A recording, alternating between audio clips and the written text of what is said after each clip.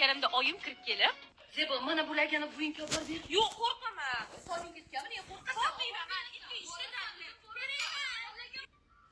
Nimaga hamma bularni qo'rqinchli bo'ladi? Bu mana idishinglar, men ketdim, bo'pti. Sakrasang ozgina ishi bor edi. Ozginami? Ozgina. Ishlar yuvib bo'ldim, bo'pti. Endi gilam yuvamiz. Bu nima foydasi bor yomg'irda gilam yuvishi? Foydasi kerak emas. Sen ishlasang bo'ldi. Bu bo'ldi, endi ketirsam bo'ladi. Ha, faqat mashlar chop berib ket. Chopib bo'ldim. Hakras janlaring bilan o'ynamoqchi. To'g'ri, yuri.